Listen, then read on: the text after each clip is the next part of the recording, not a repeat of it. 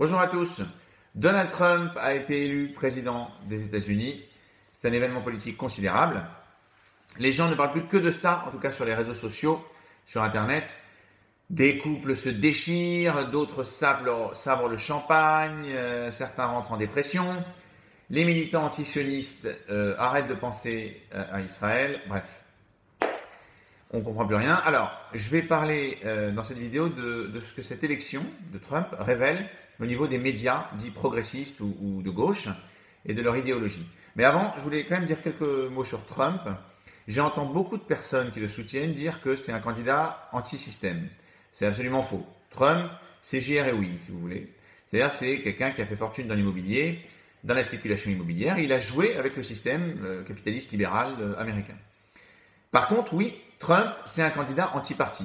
C'est même plus que ça, c'est un ovni politique. C'est-à-dire que Trump, il n'a même pas pu bénéficier du soutien de l'establishment de son propre parti. Il y a, par exemple, les Bush ont appelé à voter Clinton. Il y a un mouvement qui s'est créé au sein du Parti républicain pour appeler à s'opposer à Trump. C'est incroyable, ces gens-là, ils ont des années de désert politique maintenant, mais ça montre l'ampleur de la performance et de ce qu'il a fait, en fait, Donald Trump, qu'on l'aime ou qu'on l'aime pas, parce que il n'avait pas vraiment de... Il s'est construit tout seul, en fait, dans cette élection. Voilà. Alors, maintenant, le grief qui est fait à Trump, c'est de dire que c'est un raciste, un facho, etc. Bon. Moi, ce que je pense, c'est que, c'est sûr, Trump est grossier, c'est sûr. Il est vulgaire, grossier, ça pourrait être un cow-boy de saloon dans les westerns. Il est souvent incohérent, inconsistant. Je ne pense pas qu'il soit raciste. Je vais quand même juste poser... J'ai eu une réflexion quand j'entends, parce que j'entends cette espèce de focalisation sur Donald Trump. Quand on pense à quelqu'un comme JFK, par exemple, le président Kennedy à l'époque, qui était le gendre idéal, si vous voulez. Le beau gosse, qui présente bien, qui a du charisme, qui incarne la morale, les idéaux démocrates. Bon, il était à coquiner avec la mafia, Kennedy. Je ne dis pas que c'est soit quelqu'un comme Trump, soit quelqu'un comme Kennedy, mais par exemple, quand Sarkozy a été élu, il y a plein de gens qui me disaient oh, « Tu te rends compte, Sarkozy élu, regarde Sarkozy, regarde ses manières, regarde sa manière de parler, regarde, c'est pas possible. Regarde. Quand on pense à quelqu'un comme Mitterrand, quelle classe, quelle culture, quel raffinement. » Bon, ok, Mitterrand, le raffinement, la culture, les écoutes téléphoniques, l'affaire Bousquet, les 7 morts sur ordonnance, bref. Donc il faut toujours un peu relativiser quand on a une focalisation comme ça sur un personnage, et essayer de prendre un peu de recul quand même. Hein. Voilà. Voilà. Sinon, Trump n'a pas été élu par l'Amérique. Ce n'est pas une vague américaine pour Trump. Hein. Il a été élu par 25,5% des électeurs, comme à peu près Hillary Clinton. Donc voilà, il y a eu énormément d'abstention. Voilà. Donc c'est pas tout à fait une vague. Hein. Alors les médias. Les médias se sont plantés en beauté. Il y a quelques personnes qui sortent du lot.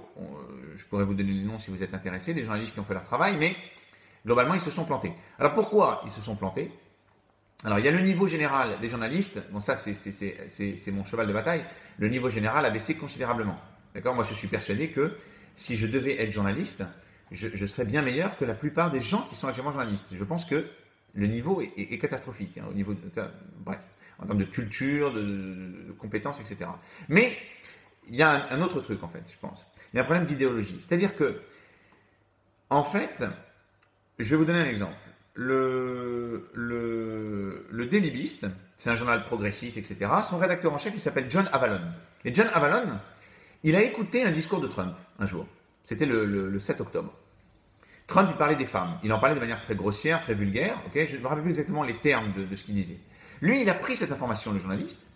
Trump, il se gossait, voilà, il disait il y a des femmes, je n'ai pas pu harceler parce qu'elles étaient moches, bref. Et lui, il disait ce discours qu'il vient de faire sur les femmes, ça va, ça va repousser tous ses soutiens du côté du vote féminin, tous ses alliés, ses principaux alliés vont être dégoûtés en fait et vont se détacher de lui. Et il écrit dans son article. Aujourd'hui, je peux dire, Trump a perdu l'élection présidentielle. Donc, c'est-à-dire un mois avant les résultats de l'élection. Et en fait, ce qui se passe, c'est que ce mec, John Avallone, qui est quand même assez gradé, il a du coffre, il a de l'expérience, il est rédacteur en chef d'un journal. En fait, il a une idéologie qui est que quand Trump représente le camp du mal, Trump représente le fascisme, le racisme, je ne sais pas trop ce qu'il va dans la tête, d'accord? Et donc, il va prendre une information et il va l'utiliser pour s'auto-convaincre et pour auto-convaincre ses lecteurs que ça implique le résultat qui est obligé d'arriver, c'est-à-dire la défaite de Trump. Parce que ça ne peut pas être autrement. Le camp du bien est obligé de gagner. Et donc, par ce fait, il trompe plein de lecteurs. Comme le New York Times, vous voyez. Le New York Times, à 22h20 sur la côte Est, heure de la côte Est, le mardi soir, il écrivait que Clinton avait 85% de chances de gagner l'élection. C'est incroyable, si vous voulez. Et ça, c'est l'idéologie. En France, par exemple, vous prenez une spécialiste, Nicole Bacharan, qui est spécialiste des États-Unis. Moi, je n'ai rien contre Nicole Bacharan. Elle a été interrogée sur le plateau de C'est dans l'air à la télévision. On lui demandait, mais pourquoi les experts se sont plantés? En fait, ça voulait dire, pourquoi vous êtes plantés? Et elle répond, c'est les sondages, les responsables. Les techniques de sondage doivent être revues. Parce que nous, les experts, on ne peut pas interroger des millions d'Américains, les 200 millions d'Américains. C'est incroyable. D'abord parce que quand les sondages ont été corrects pour les primaires et donné Trump vainqueur, Bacharan, elle disait à la télé, Trump ne pourra jamais être investi par le parti républicain, parce qu'un personnage pareil, c'est impossible. En fait, Bacharan, elle n'est pas experte des États-Unis, elle est militante pour Hillary Clinton. C'est complètement différent. C'est des gens qui pratiquent l'autoconviction parce qu'ils ont la certitude que d'avoir raison, ils ont la certitude que leur façon de penser, leur idéologie est la bonne. D'accord? Et en fait, cette façon de penser qui est très, très, très gauche, d'une certaine façon, de considérer qu'on fait partie du camp du bien, on incarne un magistère moral, si vous voulez, elle s'est vue au long de la campagne de Trump. En France, vous avez des gens, même après l'élection de Trump, par exemple, Apathy, journaliste en France, il dit qu'il faut supprimer le suffrage universel. En fait, en gros, il faut remplacer le peuple. Le peuple vote mal. D'accord? Le camp du bien doit vaincre à la fin. Vous voyez? Et c'est logique, quand vous considérez faire partie du camp du bien, vous voulez que l'autre camp, le mal, disparaisse. Vous voulez qu'il soit de côté.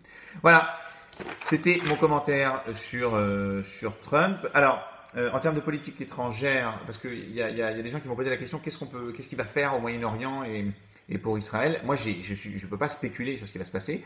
Ce que je pense, c'est que Trump est un businessman. Trump est quelqu'un qui est binaire. D'accord? Il fonctionne comme un businessman. C'est bien ou pas bien, c'est bon ou mauvais. Par exemple, pour Hollande, il a dit qu'il n'avait pas besoin de le rencontrer parce que Hollande avait dit qu'il avait fait une déclaration malheureuse sur Trump. Donc pour Trump, c'est binaire. Hollande, bye bye. Pour le conflit israélo-arabe, puisque c'est ça qui m'intéresse principalement, je pense qu'il va certainement bouger. Il y a des chances qu'il bouge l'ambassade. C'est pas fait encore, mais il y a des chances qu'il bouge l'ambassade américaine à Jérusalem parce que je pense que ça fait très longtemps que ça devrait être fait déjà. Mais au-delà de ça, il y a des scénarios possibles parce que les gens il y a beaucoup de gens qui s'enthousiasment en disant Trump qui va être à fond pour Israël, etc. Peut-être. Il a un entourage très pro-Israël, c'est la vérité. Quand vous prenez par exemple Mike Pence, John Bolton, Rudy Giuliani, etc. C'est des gens qui sont assez... Newt Gingrich, par exemple, l'ancien porte-parole de la Chambre. Mais il peut très bien aussi prendre Netanyahou par la main et lui dire écoute mon coco, tu te mets autour d'une table avec les Arabes, les Palestiniens, d'accord? Ça fait trop longtemps que ça dure, on va régler le problème une fois pour toutes, hein, à la façon business, quoi. Donc j'ai bougé l'ambassade, donc maintenant tu vas faire ce que je te dis, tu vas suivre mon agenda. C'est très possible aussi, c'est pas quelque chose d'impossible. Voilà. Et en plus, Netanyahou sera coincé, il ne peut pas aller au Congrès cette fois pour foutre la pression, parce que le Congrès, il est Trump, hein, donc il est pour Trump. Voilà. J'espère que ça vous a appris des trucs, et je vous dis à très bientôt mes amis. Bye bye.